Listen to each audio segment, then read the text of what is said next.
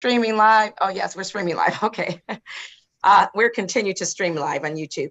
Recalling case 22385-607, River Place Apartments Limited Partnership versus Brandy Coleman. Appearances. Carolyn Cohen, P49391, appearing on behalf of the plaintiff. Thank you. And Ms. Diaz. Good afternoon, Your Honor. Heidi Diaz, P84287. I spoke with Ms. Coleman in a breakout room in an advisory capacity. She has been advised of her rights, and Attorney Cohen has agreed to draft a CD in this particular case. What are the terms of the conditional dismissal, Attorney Diaz? Defendant agrees to pay the ERAP money, which she received within 10 days. The escrow money shall be released to the plaintiff. And she agrees to vacate by May 31st, and will also agree to pay April and May rent until in order to cover April and May rent, so that she can stay until May 31st. Ms. Cohen? That's a correct recitation. And we also did agree, and she explained that 4B would be checked. That's right, And Your Honor. Ms. Coleman, once we talked about the agreement and whether I would have permission to sign her name to the agreement. And she did give me permission when we were in the breakout room to sign her name. Okay, give me a moment to voir dire Ms. Coleman. Ms. Coleman, you've had an opportunity to speak with Attorney Diaz, correct? Correct. And you have agreed that a conditional dismissal will enter, whereby you will pay the ERAP money within the next 10 days. The escrow that you paid into the 36th District Court escrow account will be released to plaintiff, and then you will vacate the premises on or before May 31st, 2023. Is that correct? Yes, but Ms. Cohen, I also discussed that I would, if I wouldn't vacate the property by May 31st, that I will start paying the remaining balance and paying $18.83 a month for rent. I did discuss with her that there is an opportunity to do we're going to agree to this for now, but there would be an opportunity to do a post-conditional dismissal, arrangement.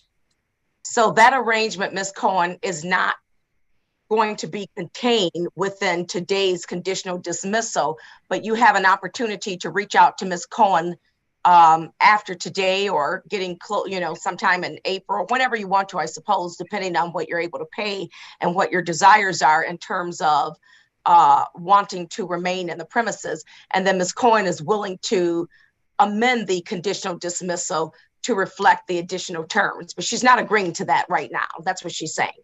Okay. I just don't want May 31st, if I do have the funds, to stay here and have, for me to still have to vacate the premises. Yeah, that's why you should talk to her well before May 31st if you have the funds.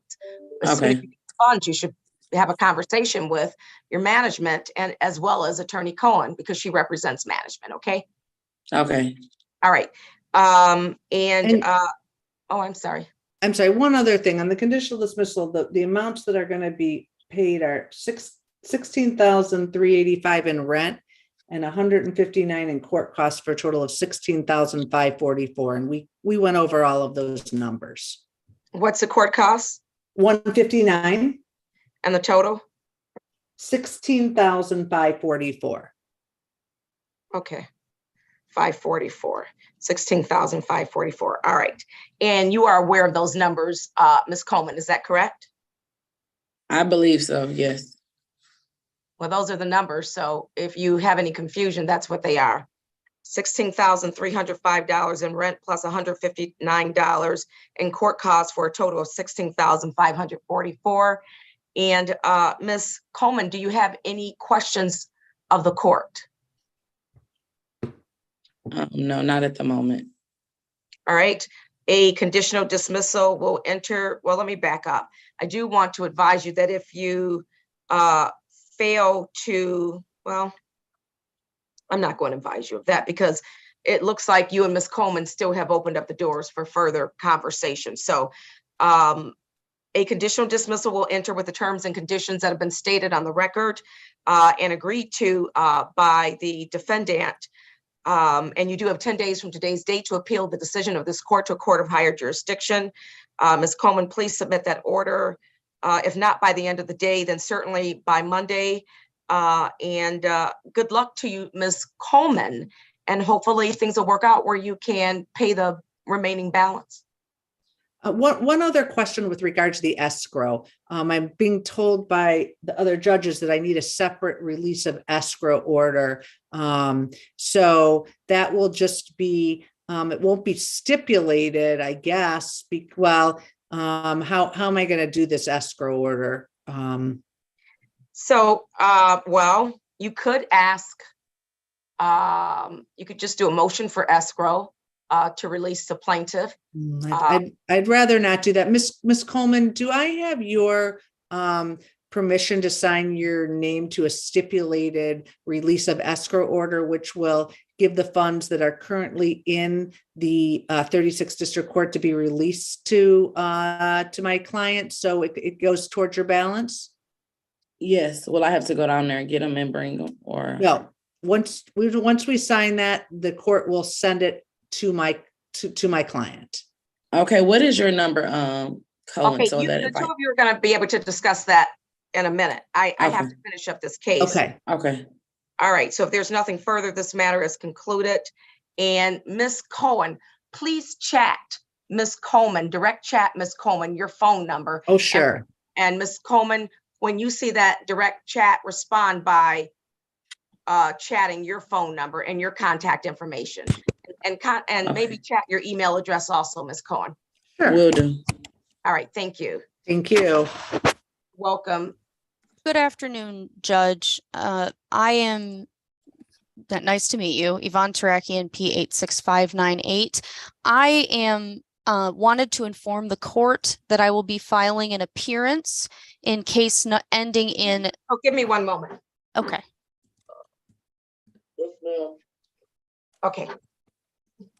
I will be filing an appearance in case ending in 3728 on behalf of Ms. Tammy Brown. I'm currently speaking with opposing counsel on that case. I spoke with Ms. Brown. Opposing counsel and I may reach a resolution today, or we may need an adjournment, but I wanted to inform the court so that you don't leave the bench just yet, and that we'll be returning with something for you. That's fine. I know you've been talking for a while because I've been coming back and forth. And so I recall when you actually sent Mr. Wasbury an invitation to join the breakout room. It is 1:07 now. So I'm going to go back in. To wrap it up.